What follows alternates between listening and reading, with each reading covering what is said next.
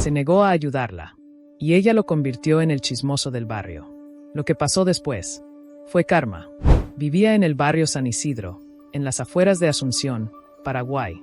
No uno de esos barrios céntricos de calles empedradas y casas coloniales, sino uno de los tantos que crecen como maleza en los bordes de la ciudad, donde el asfalto se rinde ante la tierra rojiza y el ruido de la urbe se diluye en el canto de los teros y el zumbido de los motores de los carros que suben por la avenida Macal López. Mi nombre es Tiberio Ocampos, tengo 43 años, y desde hace 16 trabajo como encuadernador artesanal en un taller que construí con mis propias manos en el fondo de mi terreno. No soy hombre de redes sociales, ni de grandes reuniones. Mi mundo se reduce a hojas de papel bond, hilos de lino, cuero curtido y el silencio que solo los oficios antiguos saben ofrecer. Durante años, esa rutina fue suficiente, hasta que Custodina Rolón decidió que no lo era. Custodina vivía 4 casas más abajo, en una vivienda de bloques pintada de un verde oliva desteñido, con rejas torcidas y una mata de jazmín que nunca florecía, como si hasta las plantas supieran que allí no había lugar para la belleza espontánea. Tenía 68 años, pelo teñido de un negro azabache que contrastaba con sus arrugas profundas, y una costumbre inquebrantable: aparecer en el momento menos oportuno. Sabía quién había faltado a la misa del domingo, quien compraba vino tinto los viernes, quien recibía llamadas de números desconocidos a altas horas. No lo decía con maldad aparente, lo hacía como si fuera un servicio público, una especie de noticiero vecinal gratuito. Solo informo, solía decir, mientras sus ojos, pequeños y brillantes como los de un pájaro carpintero, escudriñaban cada gesto ajeno. Al principio, la tolerábamos. En barrios como el nuestro, la gente así es parte del paisaje, como los árboles del apacho o los perros callejeros que duermen a la sombra de los camiones. Pero todo cambió un viernes de octubre, cerca del mediodía, frente al almacén de don Feliciano Bogarín. Estaba pagando un pan de queso y un litro de leche cuando Custodina se acercó con su andar rápido y nervioso, como si llevara prisa aunque nunca tuviera nada que hacer. «Tiberio», dijo, con una voz dulce que no le conocía, una voz que sonaba a jarabe para la tos. «Necesito un favor chiquito, de esos que uno le pide a un vecino de confianza. Me deben pagar en la municipalidad la semana que viene, pero hoy tengo que cubrir un gasto urgente en la farmacia. ¿Me podrías prestar 80,000 guaraníes? Te los devuelvo en 5 días, sin falta, palabra de Custodina». No me sorprendió la petición, lo que me sorprendió fue la forma. No era una súplica, ni una negociación. Era una expectativa, una certeza de que diría que sí, porque, después de todo, ¿quién se niega a ayudar a una anciana? Le respondí sin titubear, pero sin rudeza, con la misma calma con la que uno dobla una hoja de papel para que no se rompa. «Custodina, te agradezco muchísimo que hayas pensado en mí, de verdad. Pero no presto dinero, ni a amigos, ni a familiares, ni a vecinos. No es por desconfianza contigo, en absoluto. Es una regla personal que aprendí a pulso, después de ver cómo el dinero rompe más lazos que cualquier discusión. Espero que puedas entenderlo». Ella parpadeó 2 veces seguidas, muy rápido, como si procesara una información imposible, algo que no encajaba en su mapa del mundo. Luego sonrió, pero fue una sonrisa hueca, sin músculos involucrados, solo una mueca forzada que no llegó a sus ojos. «Ah, claro, Tiberio. Cada quien con sus principios», murmuró, y se dio vuelta tan rápido que su falda larga hizo un ruido seco contra sus piernas. No dijo más, pero en ese instante, sentí que algo se había roto en el aire entre nosotros. No era odio, ni siquiera resentimiento. Era algo más frío, más calculado, la decisión de convertirme en un problema. Los primeros signos fueron casi imperceptibles, como las primeras gotas de una llovizna que no moja pero anuncia tormenta. Una vecina que antes me saludaba con la mano desde su puerta ahora bajaba la vista al verme pasar. El cartero, que siempre dejaba mis cartas en la puerta con un buenos días, empezó a meterlas por debajo de la reja, como si temiera tocar algo mío. En la panadería de la esquina, la dueña, doña Yolanda, que siempre me guardaba un chipa recién horneado, un día me entregó uno duro, del día anterior, sin mirarme a los ojos. Pensé que era casualidad, un mal día. Hasta que, 2 semanas después, escuché un fragmento de conversación mientras esperaba en la fila del almacén de don Feliciano. «Dicen que Tiberio tiene problemas con la justicia», decía la señora Eulogia, una mujer mayor que vive frente a la capilla. «No sé si es verdad, pero Custodina asegura que lo vio firmando papeles raros con un abogado hace meses, y que el hombre salió muy serio. No era cierto. Había ido al juzgado de paz de la zona por un trámite de herencia menor, relacionado con la casa de mi tía abuela en Villarrica, pero eso no importaba. Lo importante no era la verdad, sino la duda. Y Custodina sembraba dudas como otros siembran maíz, con método, paciencia y la certeza de que algo crecería. Pronto, los rumores se diversificaron, ramificándose en historias cada vez más absurdas pero igualmente dañinas. Uno decía que yo espiaba a las mujeres desde mi patio trasero, aprovechando la altura de mi taller. Otro, que tenía deudas ocultas con prestamistas del centro. Un tercero, que había sido expulsado de otro barrio, en Fernando de la Mora, por comportamiento sospechoso. Todo era vago, contradictorio, pero lo suficientemente específico como para generar incomodidad. Nadie me lo decía directamente, claro. El poder del chisme no está en la acusación, sino en el silencio incómodo que la rodea, en las miradas que se desvían, en los saludos que se omiten. Decidí no responder. No por orgullo, sino por estrategia. Conozco bien cómo funcionan las dinámicas de estos lugares. Cualquier intento de defensa se interpreta como nerviosismo, y el nerviosismo, como culpa. Además, sabía que si confrontaba a Custodina, ella usaría mis palabras en mi contra. Miren cómo se altera, diría. ¿Por qué se pone así si no tiene nada que esconder? Así que opté por el silencio.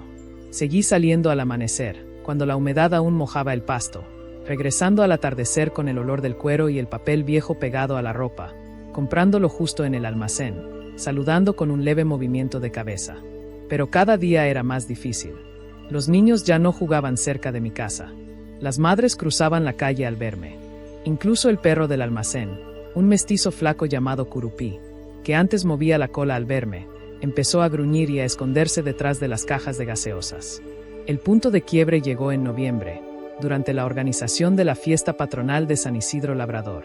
Tradicionalmente, todos los vecinos colaboraban con algo, unos con comida, otros con decoración, otros con música. Yo siempre aportaba con folletos impresos y encuadernados a mano para el programa del evento, con portadas de papel reciclado y letras dibujadas a mano. Pero ese año, nadie vino a buscarme. Vi el cartel pegado en el poste de luz frente a la capilla. Reunión de vecinos, sábado 12, 17 casa de doña Marta Cáceres. Pasé el sábado en casa, trabajando en un encargo, esperando. Nadie llamó. Nadie tocó. Al día siguiente, fui a la plaza y vi los folletos sobre una mesa. Eran impresos en una impresora común, mal cortados, sin portada, con errores de ortografía. Sentí una punzada en el pecho, pero no de tristeza, de injusticia pura, fría y contundente.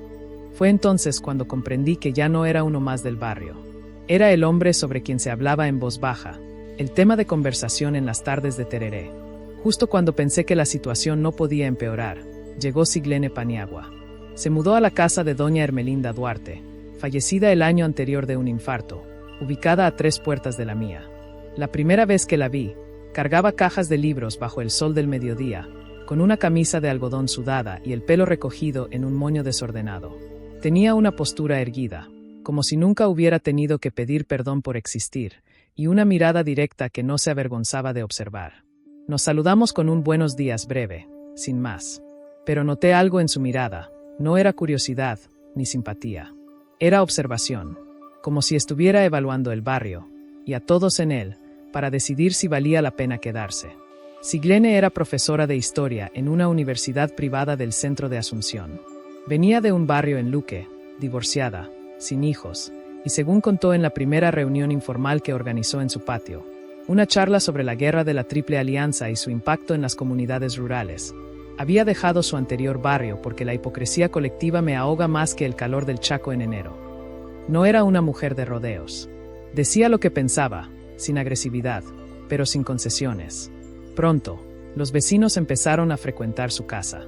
No por amistad, sino por la novedad de hablar con alguien que no repetía lo que escuchaba, que no usaba la información como moneda de cambio. Custodina, por supuesto, no tardó en acercársele. Lo hizo una tarde, mientras Siglene regaba sus plantas de hierba mate en macetas. Yo lo vi desde mi ventana, fingiendo estar concentrado en un libro de cuentas. Custodina usó la misma táctica de siempre, sonrisa forzada, voz suave como miel envenenada, postura de víctima indefensa. Le pidió ayuda económica, esta vez para un medicamento caro para la presión que no cubre el seguro social. Siglene la escuchó en silencio, con la manguera aún en la mano. Luego, sin alzar la voz, sin dramatismo, respondió con una claridad que resonó en toda la cuadra. No presto dinero, Custodina. Nunca lo he hecho. Pero más allá de eso, ya me contaron cómo tratas a los que te dicen que no. Especialmente a Tiberio. Custodina palideció. Su rostro, normalmente expresivo, se volvió una máscara de sorpresa y luego de furia contenida. Intentó negarlo, balbuceando algo sobre malentendidos y gente que inventa por envidia. Pero Siglene no se detuvo. Dio un paso al frente y, con una voz que ahora sí tenía un filo, preguntó: «Me dijeron que inventaste historias sobre Tiberio solo porque te negó unas monedas, que dijiste que era un peligro, que tenía antecedentes. ¿Es cierto? Dilo aquí, frente a todos». Fue como prender fuego a la pólvora. Custodina, en vez de callar, elevó la voz y empezó a lanzar acusaciones absurdas, desesperadas, que yo espiaba a las mujeres, que tenía antecedentes penales por estafa, que había amenazado a su hijo menor cuando éste pasó por mi vereda.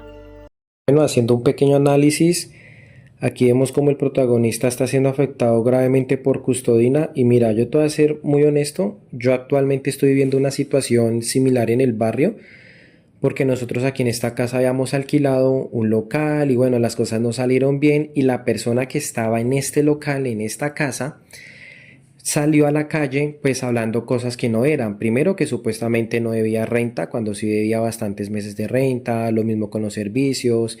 Y entonces la gente como que dice: ay, pobrecito él, pero entonces no saben la otra versión, es decir, la de nosotros. Lo mismo pasa en la historia, la gente no se toma el atrevimiento de por lo menos decir: oiga, a mí me están contando esto de usted. Pero vamos a ser honestos, eso también es ser chismoso. Entonces hay dos tipos de chismosos: el que le gusta escuchar, el que está opinando atrás, y creo que todos en algún momento de nuestra vida lo hemos hecho, incluso hasta yo. Pero también los que hablan y calumnian de ti con las demás personas. Entonces es un tema delicado porque eso puede generar cárcel, porque mira nomás lo que le están haciendo al protagonista, lo que es Custodina le está diciendo que él espía a mujeres, que es un estafador. Entonces ponte a pensar, ese tema es muy delicado. Pero esta vez, alguien la enfrentó con hechos. Siglene sacó su celular y reprodujo una grabación. Era la propia Custodina, hablando con la dueña del almacén, doña Yolanda, diciendo: «Hay que hacer algo con ese Tiberio. Desde que no me dio plata, anda como si fuera mejor que nosotros. Le voy a enseñar a respetar a sus mayores. Ya verán cómo lo dejan de lado». La grabación era clara, nítida, sin duda posible. Doña Yolanda, que en ese momento estaba en la vereda de enfrente, confirmó que la conversación era real.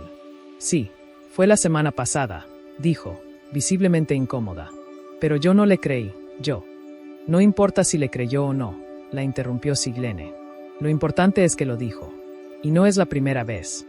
Otros vecinos empezaron a hablar. El señor Nicanor, que vive en la esquina, recordó que Custodina le había dicho lo mismo sobre un joven que se negó a prestarle su auto para ir al hospital. La señora Eulogia, avergonzada, admitió que le había asegurado que yo era un peligro para los niños, sin ninguna base, solo porque no se le veía con nadie. El escándalo fue inevitable. Voces se alzaron, dedos se señalaron, y por primera vez en años, el barrio entero vio a Custodina tal como era, no una anciana inofensiva, sino una manipuladora que usaba el chisme como arma de control social, como una forma de castigar a quienes no se sometían a su extraña economía de favores.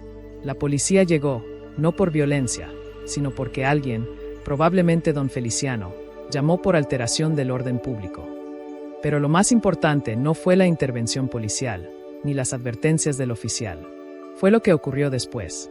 Los vecinos, avergonzados por haber creído sin cuestionar, por haber participado en ese linchamiento social silencioso, comenzaron a disculparse conmigo. Don Feliciano me trajo personalmente un pan de queso caliente al día siguiente, con una nota escrita a mano: «Perdón por mi silencio». Doña Yolanda me guardó un chipa todos los días durante una semana. Incluso el perro Curupí volvió a mover la cola. Custodina, en cambio, se volvió invisible.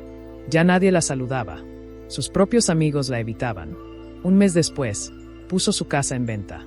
Nadie sabe a dónde se fue, pero su ausencia se siente como un alivio colectivo, como si el barrio hubiera exhalado un aire que tenía atrapado desde hacía años.